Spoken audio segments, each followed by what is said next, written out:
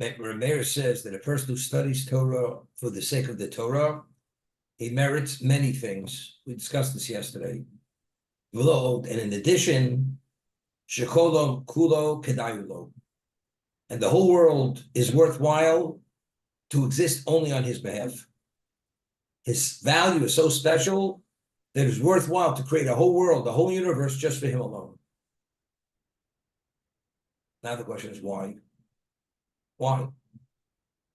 We find, based on the verse, the prophets, the Navi says, if my confidence would not be in effect day and night, the extent of heaven and earth would have never been created. And there's a famous word from Rav Chaim Volozhina, and also from Chaim says the Zohar, that if there should be a moment in existence where no Jew is studying Torah, the world will revert back to pre-existence. So what maintains existence? The study of Torah. That is the energy which has to always be in effect for God to will the existence. That existence should exist as it exists. Even if you study Torah not with the proper intent, you have it with an ulterior motive, it still has value. But to say that the whole world is worthwhile for him alone is not sufficient. That person's Torah may keep the world going. But to say that God says it was worthwhile for this one individual to create the world, that's only the person who studies the Torah for the sake of God himself, not for a self-interest with ulterior motive. Now, the Navi says, why did God create this world? The prophet. L'chvodi barosif. I've created this world to my honor. Meaning that if you recognize the value of your existence is purely for my honor, then you merit the ultimate. Meaning if you meet all the challenges, a human being a composite of physical and spiritual, in what direction are we inclined? Not to the spiritual, more to the physical. A human being as a physical being is an animal.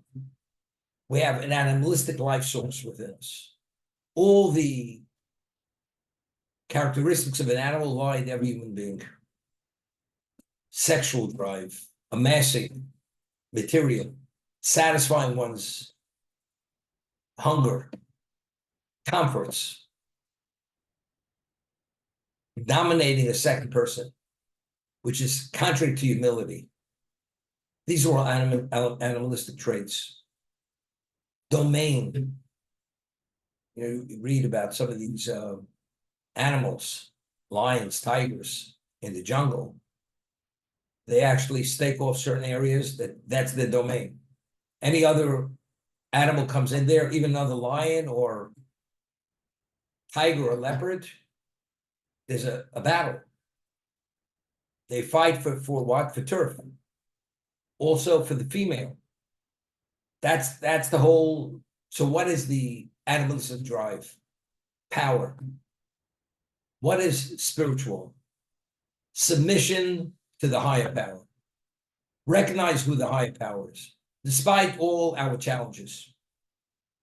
If you go and you address that aspect and you suppress your inclinations for the sake of God, then you fulfilled your purpose of existence. That's l'chvodi barosif. I've created this world for my honor. A Jew is obligated to give his life to sanctify God's name. That's the ultimate. There's nothing more valuable than your life. And if you're willing to give it up for God, what does that mean? That's the ultimate level of what? Of demonstration of love and value, where you're giving up what's most precious for the sake of God. That's dying al Kiddush Hashem. That's what people were killed during the Holocaust. What are they considered? They're considered martyrs. Even though it was by choice. They had no choice. They were victims. But a person who by choice gives his life, meaning he had an alternative to escape death. If he would have bowed to the idol, if he would have converted to Christianity, and he chose not to, that was his choice to give his life to sanctify God's name. That's even more than a victim, such as the victims of the Holocaust, because they were killed because they were Jews. They had no choice but to be killed because they were victims. So God says that if you study Torah for God's sake, God says the whole universe is worthwhile just for you. You're that special person. Because everything you do is for my sake. We find that the building of the Mishkan, Moshe Rabbeinu oversaw the building of the Mishkan. His nephew, Bezalel, but he was the one who made sure everything was done to specification.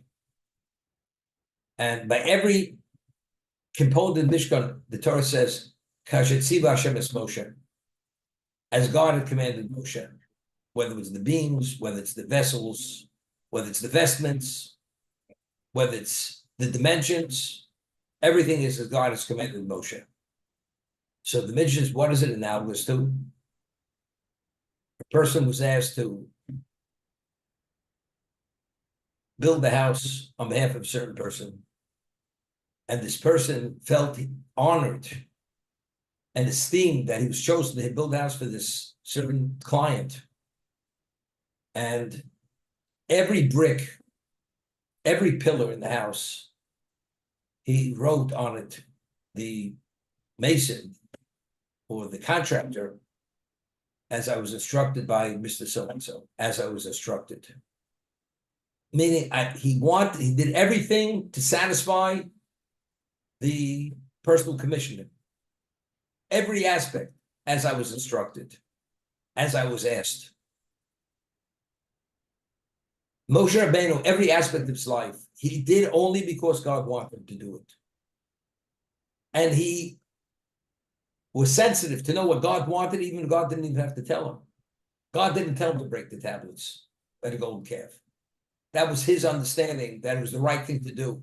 The Jews were not worthy of the first set of tablets. When he saw they were doing the golden calf, he smashed the tablets. But he did all that was for the sake of God. Because the Jewish people would have been destroyed. And if there's no Jewish people, God's glory doesn't exist any longer. So the motivating factor, what drove him was only God's glory. That's what drove Moshe Rabbeinu. Nothing else. So a person who studies Torah Lishma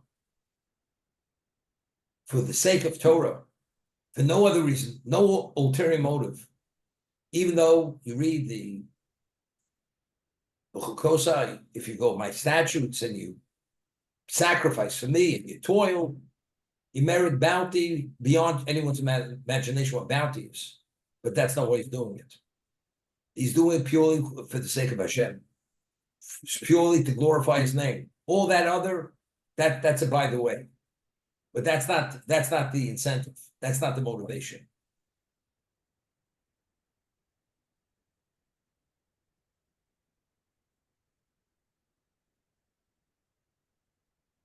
Well, time writes in one location, and very often when people die, there's an inheritance, whatever inheritance is, and usually there's an executive to the will.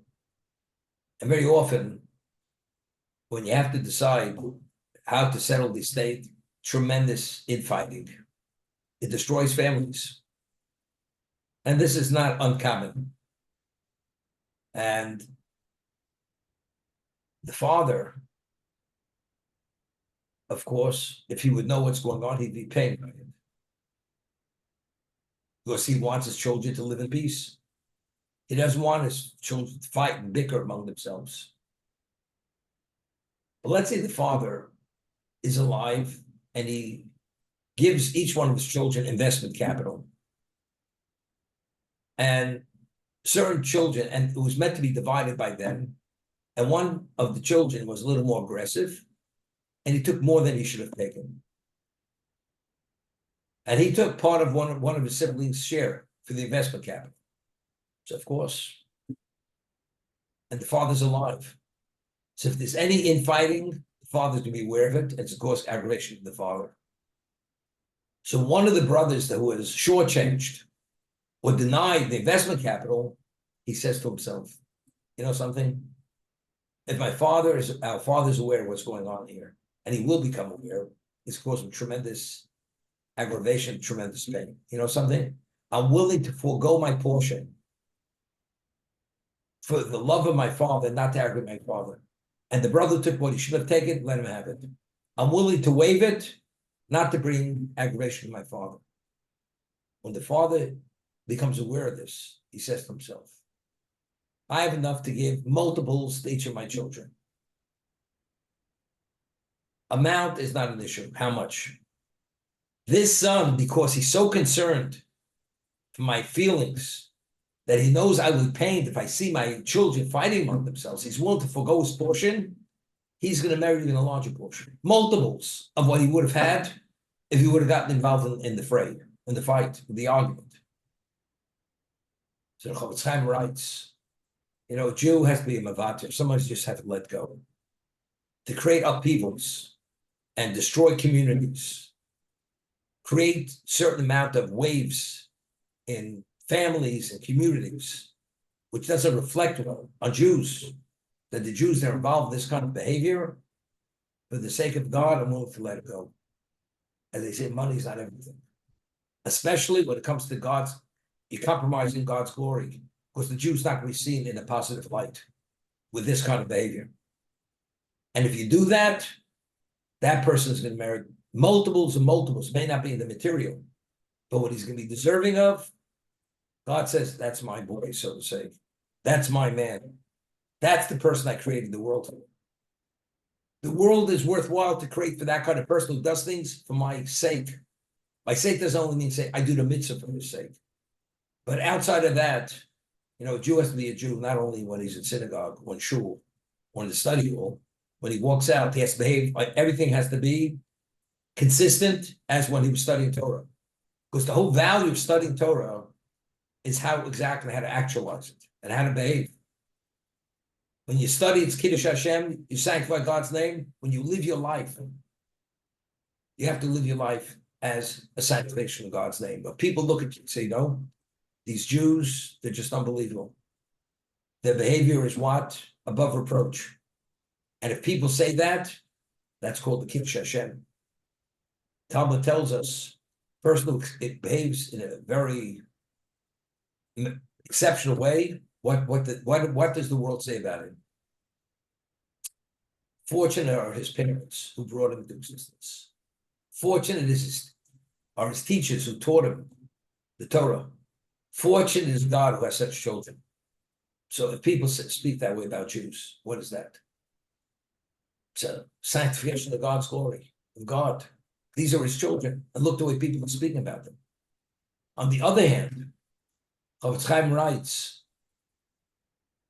why does Hashem react so badly to Lashon Hara? Moshe Rabbeinu says, our relationship with Hashem, we're God's children. Somebody comes to a father and says, your son is embezzling. And if he embezzles, he's going to be put in prison. And the family's going to be disgraced. I'm only come to tell you to try to nip it in the bud, because he only put his hand in the till once. And if you get it now, he'll be okay. But if it continues, he's going to be he's going to be prosecuted and put into prison. What does the father say to that person who's sharing this information with him? I thank you. I'm appreciative. You saved my son, you saved me embarrassment. But let's say he comes and he says to the father, his son, say he's a bad guy. If I'd have a son, I wouldn't want to have a son like your son. And that's what you tell the father. Well, people are speaking negative about the king's son, about the prince.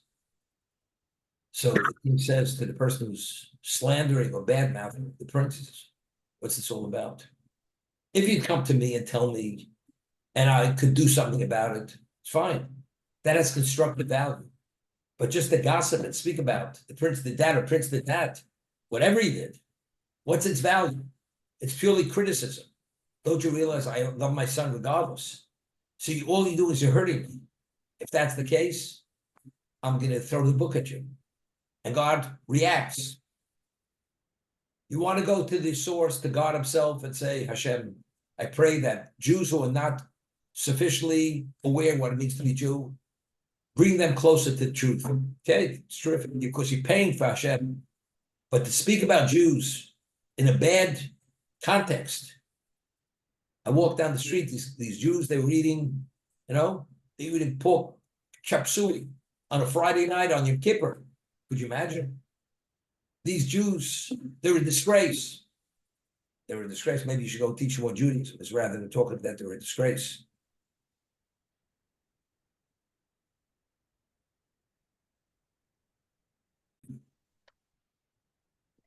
So a person who lives his life, studies and does mitzvahs for the sake of Hashem, God says, it's all worth it. It's the whole world, the universe, the galaxies. It's all worthwhile just for this individual. The Gemara tells us one place, one location, that what is the principle of the Torah? Tzaddik Yesod Olam. That tzaddik is the foundation of the world. God says for one tzaddik, it's worthwhile to have a whole world. Because if you don't understand the innate value of that person, which we don't, we see schar b'ayal leka. There's no such thing as reward in this world. We don't even understand. We can't even relate to the innate value of anything of spiritual value, both in the negative and the positive. Person goes and eats non-kosher. The rabbi, here's when he gets upset. The rabbi, so the person says, it's not the end of the world, Rabbi. What are you getting upset about? So the Gemara tells us it's only because that person has no relevance to spirituality. He doesn't appreciate the consequences, the ramifications of eating non-kosher. But if you understand and you study, even though we don't understand it fully, but doing that has very serious. Could you imagine a person eating cyanide? And he thinks he's eating mango, but it's laced with cyanide. And the moment it touches his tongue, he's finished. His life's over. He's about to bite into it. You become frozen. When you see this, the man's about to end his life. And the man looks at him and says, what are you getting, Rabbi? What's happening? What are you getting excited about? And so you don't realize. You go a moment later, you're not alive anymore. And that's exactly. A person crosses certain lines. Rabbi, what did I do so terrible? I ate non-kosher. It's not the end of the world. But you don't know how you're compromising your spirituality. The whole value of existence is being compromised.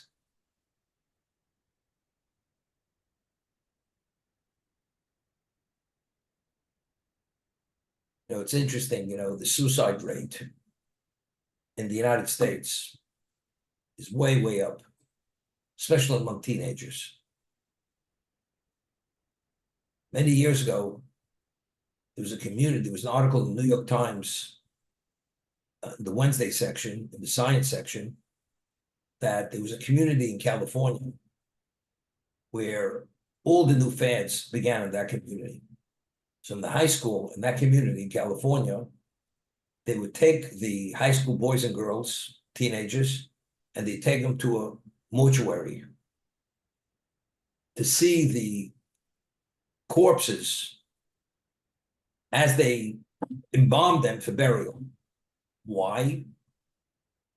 Because people, they're frightened to death over death. So they wanted to familiarize them. It's not the end of the world, death. You see the person as a corpse, as a cadaver, it's not the end of the world. Could you imagine? The only thing we have, which holds it back very often, is the fear of death. If you don't bathe, if you believe in God, there's death. But if you don't fear death, and you don't fear anything, so what are the safety valves? What holds you back? Nothing.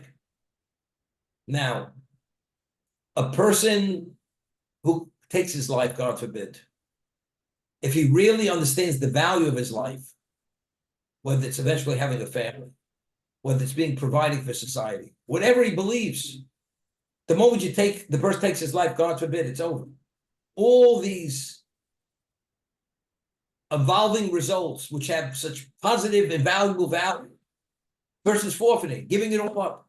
So what's the answer? Because the person doesn't see himself having any value.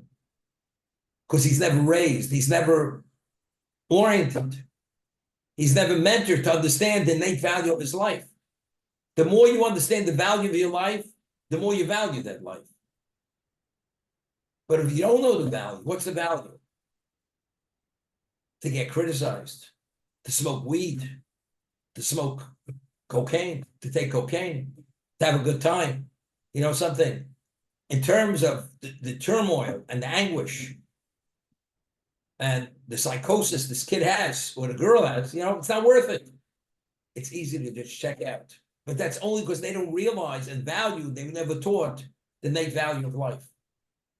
But if you understand what life is and what the value is, and what the way God values you and what's available and what opportunity is, you don't throw away opportunity. With opportunity has unlimited value.